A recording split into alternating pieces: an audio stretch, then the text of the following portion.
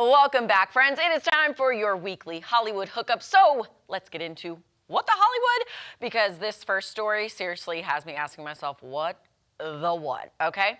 Lil Nas X, you may know him from his hit 2019 song Old Town Road featuring Billy Ray Cyrus, or maybe, his head-turning award ceremony performances. But he's now turning heads in the streets, like the physical streets of Los Angeles, okay? Our friends over at TMZ broke this story.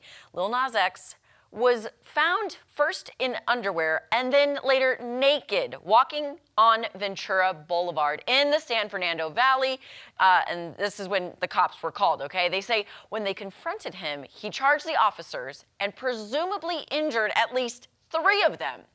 Now, Lil Nas X is now facing years in prison because the LA County District Attorney has charged him with, count 'em, 1, 2, 3, 4 felonies, including battery with injury on a police officer. So the rapper was held without bail over the weekend. When cops arrested Nas, they thought he probably was high on drugs, so they took him to a hospital and then later transferred him to be behind bars. So he appeared before a judge yesterday, Monday morning, and his bail was set at $75,000 with some drug-related conditions. Lil Nas X waived his arraignment and pled not guilty to the 4 felony charges he's facing. He's been ordered to not own, use, or possess illegal narcotics, and Nas will also have to enroll in an outpatient program. So since getting locked up, Lil Nas X has chosen to keep a low profile, probably a good idea, and be on his best behavior. And I personally, I really hope this was just a lapse in judgment and this quote-unquote incident scared him so much so that he chooses to stay sober, because Lil Nas X, he's only 26 years old, and I think we've all heard about this thing called the 27 Club, which he does not need to join, okay? So wishing you well, Lil Nas X. But let's pivot to some other uplifting news. Millie Bobbie Brown of Stranger Things fame is a first-time mom. Millie and her husband, Jake Bon Jovi, yes, that Bon Jovi, his son anyways, have welcomed their first baby together via adoption. She made the big announcement on Instagram over the weekend. She wrote, "This summer we welcomed our sweet baby girl through adoption.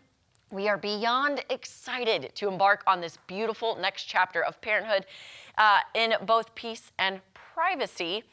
And then there were 3. So back in March, the actress opened up about growing her family with Jake Bon Jovi while appearing on an episode of the Smartless podcast. Now, at the time, she said she's really looking forward to becoming a mom.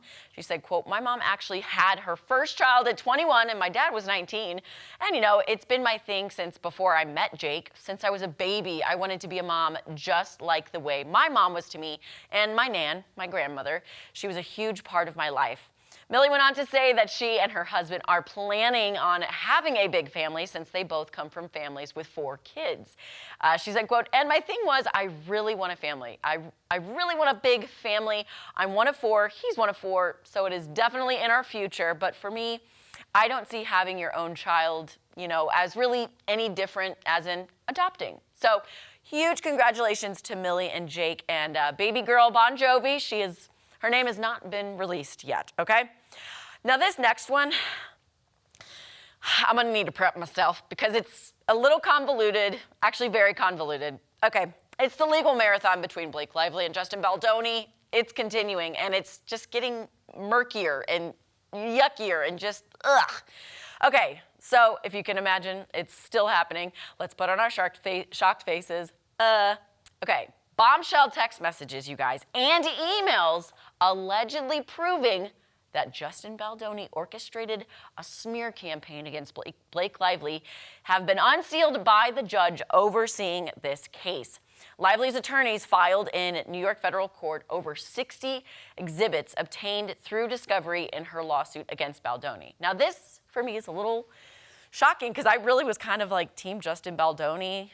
I felt like Blake Lively was in the wrong, but okay, here's the proof in the pudding. In an August 2024 email, Baldoni's publicist, Melissa Nathan, introduced his Wayfarer Studios business partner, Jamie Heath, to social media guru Jed Wallace. I know, a lot of people. A PR contractor and the owner of Street Relations, whose since deleted LinkedIn profile reportedly described him as a, quote, hired gun with a proprietary formula for defending artists and trends, okay?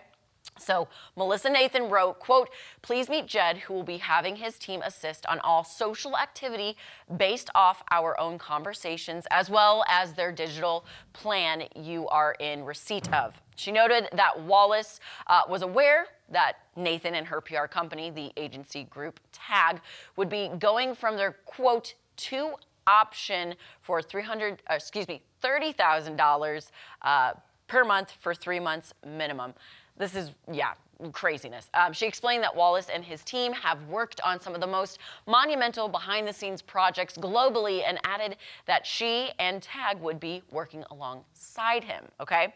So according to the Daily Mail, Melissa Nathan referred to a two-part quote for mostly untraceable social media services in a text to Jamie Heath 2 days earlier. She reportedly wrote, quote, to $25,000 per month, minimum 3 months, as it needs to seem same as above. This will be for creation of social fan engagement to go back and forth with any negative accounts, helping to change the narrative and stay on track. Basically, he was hiring, the PR team was hiring anyone that was saying anything negative about Justin Baldoni to, fight back, okay? It's continuing, it's gonna keep going on, and I'm sick of talking about it. So let's get to some quick bites though, shall we? Golden Bachelor star Jerry Turner, you guys all remember him, the first Golden Bachelor. Jerry Turner allegedly dated Christina Kempton, another contestant from his season, after he split from Teresa Nist in April of last year. But his whole MO for the dissolution of his and Teresa's marriage was because he wanted to spend more time with his children and grandchildren, yet he was philandering with another contestant. Jerry, not cool.